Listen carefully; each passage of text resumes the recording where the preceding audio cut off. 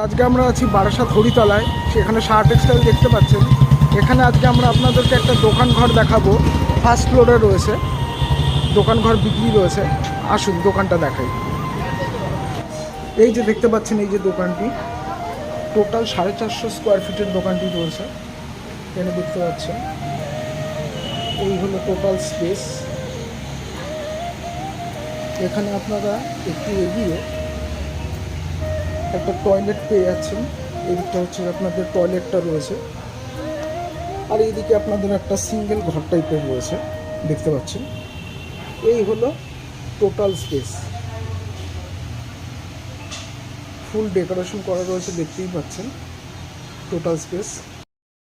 Price রাখা রয়েছে 50 লক্ষ টাকা, নেগোশিয়েবল হয়ে যাবে।